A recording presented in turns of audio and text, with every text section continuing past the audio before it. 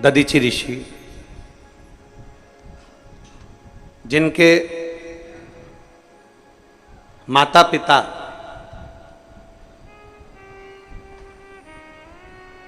मां शांति और पिता अथर्वा,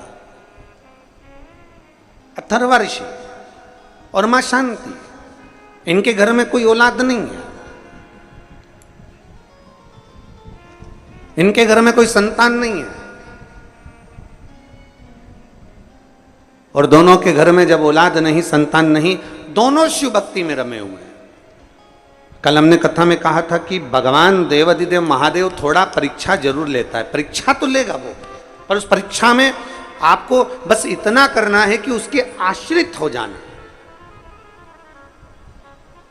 आप उसके आश्रित हो जाओ परीक्षा में।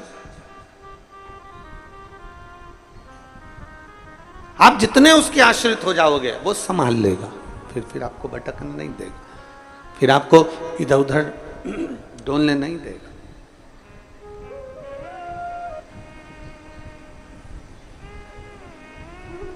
अब दधीचि ऋषि के माता शांति और पिता अथर्वा जी भगवान शिव की अविरल भक्ति को धारण करते हैं, दिन रात शिव नाम का स्मरण करते हैं। ओम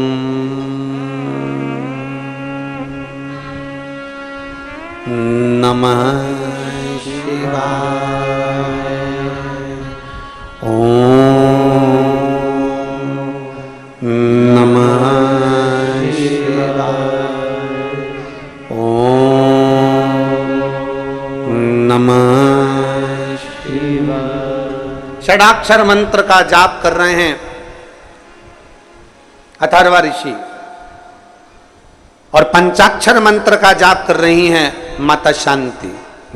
नमः शिवाय, ओम नमः शिवाय। पंचाक्षर मंत्र का जाप कर रही है मां शांति और पिता अथर्वा बाबा भगवान शिव की भक्ति कर रहे हैं, जब साधना में लगे हुए हैं।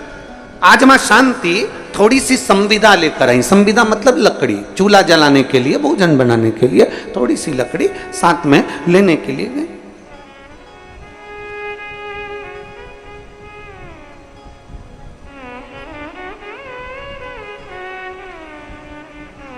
अब थोड़ी सी लकड़ी जब लेने के लिए गई और लकड़ी लेने के लिए जब वो जाती हैं वन में जंगल में और लकड़ी बीन कर जब लेकर आ रही थी, बस लाते लाते लाते लाते लाते लाते माता शांति एक राह में पड़े हुए एक पत्थर से थोड़ी सी ठोकर लग जाती है और ठोकर लगी और मां शांति उस जगह पर थोड़ा सा गिर गई।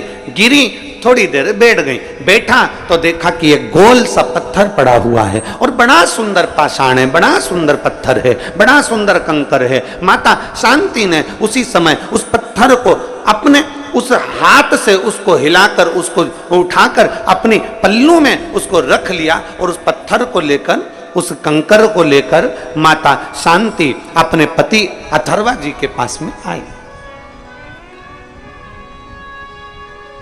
जैसे आप लोग कुबेरेश्वर धाम आते हो, पूजन करते हो, कंकर शंकर की पूजन करे, जल चढ़ाया, शिव की आराधना करी, फिर आप लोग एक कंकर को उठाकर ले गए, उस कंकर का आराधना करी, पूजन करी, पल्लू में बांध कर उसको ले गए। वैसे शांति मां अथर्वा ऋषि की धर्म पत्नी अपने पल्लू में ठोकर लगे हुए उस कंकर को उठाकर, उस एक पाषाण को उठाकर, एक पत्थर को उठाकर, एक स्वरूप को उठाकर रख लेती हैं और लकड़ी का गट्ठा सिर पर है। मां शांति अपने पति के पास में आश्रम में पहुंच जाती हैं। सुंदर आनंद है, चारों तरफ सुख ही सुख था, चारों तरफ आनंद ही आनंद था। आज जैसे ही अथर्वा बाबा ने पूछा, शांति तुम क्या लेकर आई हो, तुम्हारे पल्लू में क्या है? तुम तो संविदा लेने के लिए गई थी, तुम तो लकड़ी लेने के लिए गई थी और संविदा लाते लाते तुम ये क्या पल्लू में बांध कर लेकर आ गई? तभी शांति ने बड़े भाव से कह दिया, क्योंकि शिव की आराधना करती थी, शंकर की उपासक थी, शिव आराधना में डूबने वाली थी, शिव भक्ति में डूबने वाली थी, शंकर की आराधना में रमने वाली थी। और जो शंकर की आराधना में रमने वाला होता है, जो शिव भक्ति में रमने वाला होता है, जो शंकर की आराधना करने वाला होता है, जो शिव की उपासना करने वाला होता है, वो जो कंकर मिलता है उस कंकर को उठाकर शंकर को देखने का प्रयास करता है और उसे कंकर में भी शंकर नजर आने लगता है।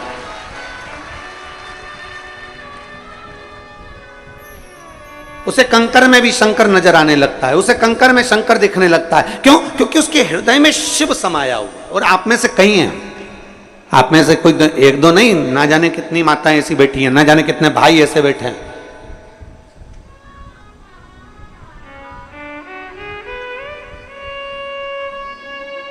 आप में से कई माताएं, कई भाई ऐसे बैठे हैं जो कुबेरेश्वर बाबा की पवित्र भूमि पर बैठते हैं, एक कंकर उठाते हैं, पूजन करते हैं, पूजन करके उसको हाथ में लेकर बहुत देर तक देखते रहते हैं कि इसमें शंकर तो मुझे नजर आए, मुझे शिव तो दिख जाए। और सत्यता तो यही है, नीला चश्मा लगाओगे तो सब नीले दिखेंगे, पीला लगाओगे पीले दिखेंगे। जब दिल में शिव बैठा होगा ना तो कंकर में भी शिव ही नजर आना प्रारंभ हो जाता है। ये निश्चित शिव ही दिखता।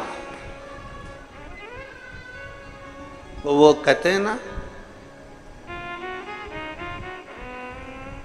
अरे मैं हूं प्रेम रोगी, मेरी दवा तो कराओ, जाओ जाओ जाओ किसी वेद को बुलाओ, मैं हूं प्रेम रोगी। जो शिव की भक्ति का डूबा हुआ रोगी होता है, शंकर की भक्ति में डूबा रहता है, राम की भक्ति में डूबा रहता है, कृष्ण की भक्ति में डूबा रहता है, जो परमात्मा की भक्ति में डूबा रहता है, शिव भक्ति में जो रमा रहता है, उसको चारों तरफ शिव नजर आते हैं, उसको चारों तरफ भगवान देवाधिदेव महादेव नजर आते हैं, उसको चारों तरफ शंकर नजर आते हैं। हर एक में वो शिव को देखता है, हर एक में वो शंकर को देखता है, सब में शिव को नजर आता है।